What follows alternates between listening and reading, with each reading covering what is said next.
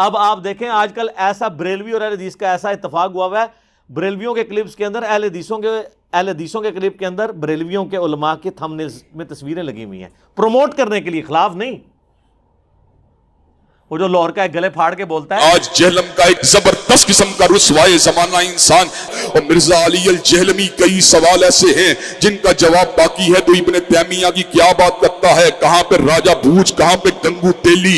حضرات گرامی کا تیری اوقات کیا ہے، تیری حیثیت کیا ہے، تیرا مقام اور منصب، تیرا مرتبہ کیا ہے۔ ہر ابن تیمیہ سے محبت کرنے والا تیرے وجود کے پر تھوکے گا، تیرے کردار پہ تھوکے گا، تیری سیرت پہ تھوکے گا، تیرے نسب العین پہ تھوکے گا، تیرے نظریے پہ تھوکے گا۔ حضرات گرامی قدر جھوٹا ہے، یہ کذاب ہے، یہ مکار ہے، یہ دجال ہے، لوگوں کو اپنے دام تصویر میں پھنسانا چاہتا ہے، لوگوں کو سیدنا امیر معاویہ کی ذات اقدس سے برگشتہ کرنا چاہتا ہے۔ حضرات گرامی قدر دیکھ لیجئے، میں آپ کو لا وجہ البصیرت یہ بات کہتا ہوں، مرزا کل بھی ذلیل تھا، مرزا آج بھی ذلیل ہے، اور انشاءاللہ مرتے دم تک یہ ذلیل و رسوا ہی رہے گا۔ اس نے بھی تازہ ایک کلپ اپلوڈ کیا ہے، اس میں اس نے خادم رضوی صاحب کے ساتھ تصویر لگائی ہوئی ہے۔ تو یار آپ اتنا تو مجھے کریڈٹ دیں، میں نے اتحاد امت کروا دیا ہے، میکڈونلڈ اور KFC کو ایک جگہ پہ جمع کر دیا، یعنی بریلوی اور دیوبندی کو۔ یہ تو آپ البیک والوں کو کم از کم کریڈٹ دیں، اور سارے اپنا کام چھوڑ کے نا ادھر، ان کو یہ پتہ چل گیا کہ بھائی اے نا اسلامک اسٹیٹ، اے مسلمز دی امپائر کھڑی ہو رہی ہے، بھائی رومن امپائر تے پرشین امپائر گئی، اور پریکٹیکلی جا چکی اللہ کے فضل سے، ٹھیک ہے نا۔ ہمیں وہ لوگ بھائی جیسے شریف بھائی مشورے دیتے تھے، جناب آپ جا کے نا وہ ایک کراچی میں پروگرام کریں، ایک لاہور میں کریں۔ میں کہا نہیں بھائی، اسی طرح وہ کہتا نا یہ اپنی بل سے باہر نہیں نکلتا، میں نہیں پائی نکلنا اپنے بل تو باہر۔ بخاری مسلم کی حدیث ہے، قرب قیامت میں ایمان مدینے میں ایسا لوٹ آئے گا جیسے سانپ اپنی حفاظت کے لیے بل میں لوٹ آتا ہے۔ حضور نے ایمان کو بل میں لوٹنے سے تشبیہ دی ہے۔ وہ بعض عیسائیوں نے اس کا مذاق بھی اڑایا کہ بھی تمہارا نبی ایمان کو سانپ کے ساتھ تشبیہ دے کے، کہ نہیں، سانپ کی اس عمل سے تشبیہ دی ہے، سانپ کے ساتھ نہیں، کہ سانپ اپنے آپ کو ایک پروٹیکٹڈ فیل کرتا ہے اپنے بل میں، اس طرح ایمان جس نے بچانا ہوگا نا تو اس کے لیے بل قرب قیامت میں مکہ مدینہ ہوگا۔ تو ہماری یہ جو دار ارقم ہے نا اکیڈمی، دار ارقم ہم اس لیے کہتے ہیں کہ یہ لوگ نبی علیہ السلام کو مکہ شریف نہیں جانے دیتے تھے، انہی کے باوجدات ہیں نا، تو یہ ہمیں مسجدوں میں نہیں جانے دیتے، ہم نے اپنا دار ارقم کھول لیا۔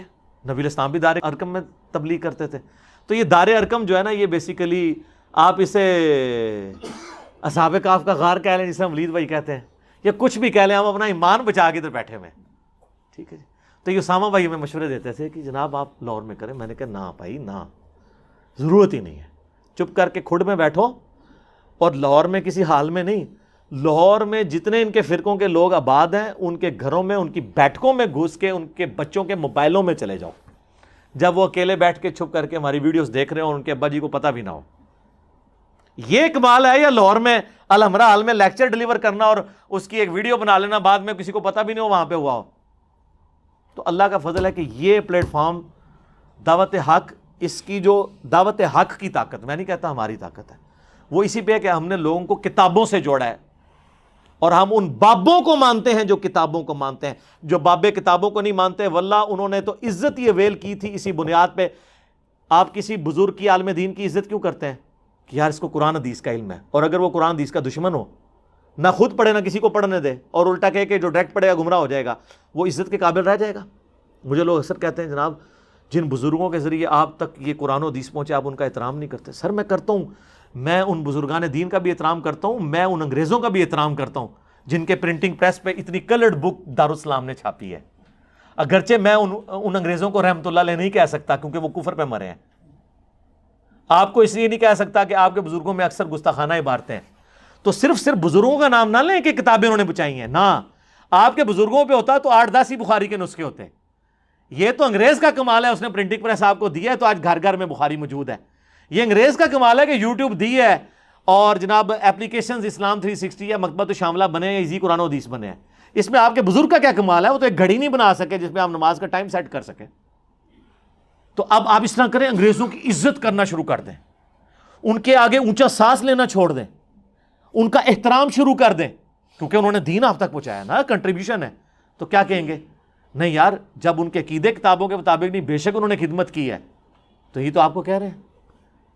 اور اگر آپ کے قرآن و حدیث سے ثبوت تو سن لیں، بخاری مسلم دونوں میں حدیث ہے، نبی علیہ السلام نے فرمایا اللہ تعالیٰ فاسق سے بھی دین کا کام لے سکتا ہے. وہ کہتے ہیں نہیں محمد بن قاسم اگر آل امیہ سے تھا تو اسلام پھر کیسے یہاں پہنچا ہوگا. اگر اس نے، میں کہتا ہوں جی اگر وہ اسلام لے کے بھی آئے تو اس سے اس کی غلط چیزیں غلط ہی رہیں گی.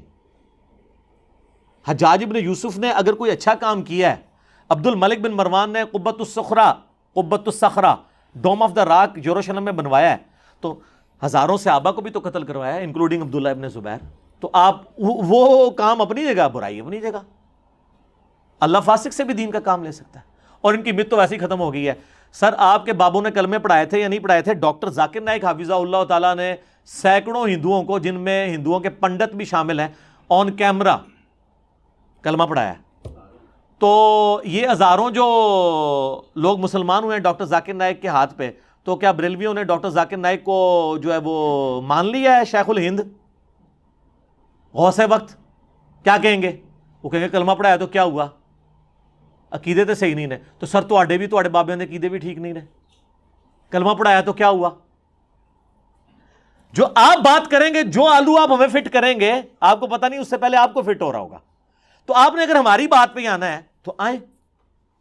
اسی کو ہم نے عرض کیا ہے کہ مرنے سے پہلے اے مسلمان کر لے اس پہ غور. کتابوں کا خدا اور ہے، بابوں کا خدا اور. کہنے کو تو دین سب کا اسلام ہے، لیکن کتابوں کا جہاں اور ہے، بابوں کا جہاں اور. تو یہ ذہن میں رکھیے گا، جب تک بابے راستے سے نہیں ہٹتے امت کو آپ نہیں جوڑ سکتے. مجھے مولانا اسحاق صاحب سے، طارق جمیل صاحب سے جو بنیادی اختلاف ہے نا، وہ یہی ہے.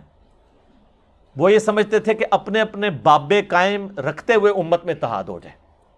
نہیں ہو سکتا، کیونکہ بابے تو ایک دوسرے کو مسلمان ہی نہیں سمجھتے. ان کے ماننے والے کیسے ان کو ایک دوسرے کا احترام کر سکتے ہیں؟ جو طارق جمیل صاحب کہتے ہیں اپنا چھوڑو نہ کسی کا چھیڑو نہ، نہیں. ہم کہتے ہیں اس کے الٹ ہے، پہلے اپنے آپ سے دستبردار ہوں اور دوسرے کو بھی چھیڑیں. ہو سکتا ہے کچھ بات اس کی بھی ٹھیک نکل آئے. اور مولانا اسحاق صاحب کیا کہتے تھے؟ احمد زاہد بھی رحمۃ اللہ علیہ، علی تھانوی بھی رحمۃ اللہ علیہ، ٹھیک ہے جی، فلانا بھی رحمۃ اللہ علیہ. اور جب ہم کہتے ہیں یار یہ عقیدوں میں خرابیاں موجود ہیں، وہ کہتے تھے وہ ٹھیک ہے، خدمات بھی ہیں، اس سے امت کو جوڑا جائے. امت کبھی نہیں جوڑے گی، اس لیے کہ وہ دونوں رحمۃ اللہ علیہ ایک دوسرے کو مسلمان نہیں سمجھتے تھے.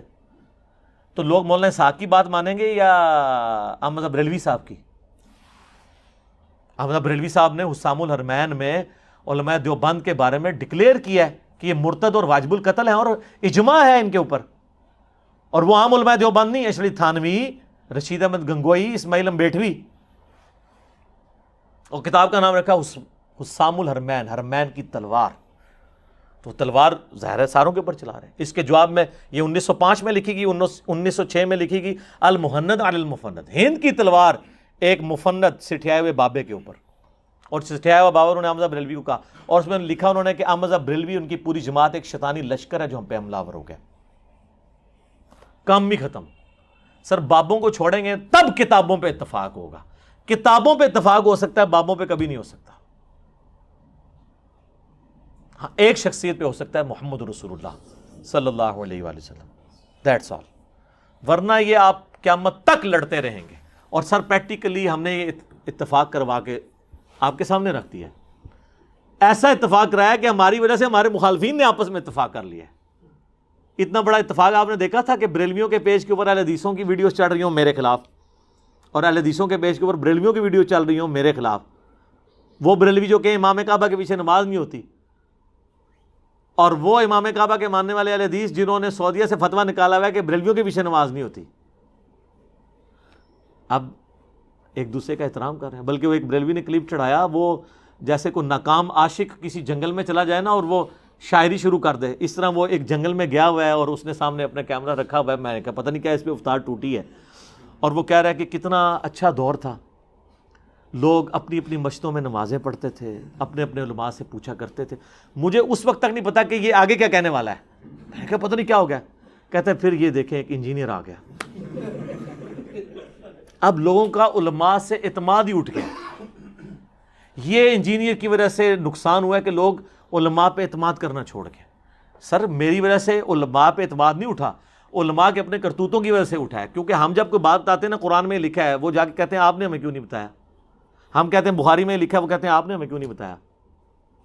اب اہل حدیث کی عوام ان کے علماء پہ فٹ ہوئی کہ آپ ہمیں بچپن سے اتنی دور کی کتاب کی حدیث ہمیں بتاتے رہے، حاکم کی، کتب ستہ میں تو نہیں آتی نا، الموطا امام مالک میں اس کی روایت موجود ہے لیکن وہ بھی مرسل ہے، 2 واسطے چھوٹے میں، حاکم سے لے کے آتے ہیں، کتاب و سنت 2 چیزیں چھوڑ کے جا رہا ہوں۔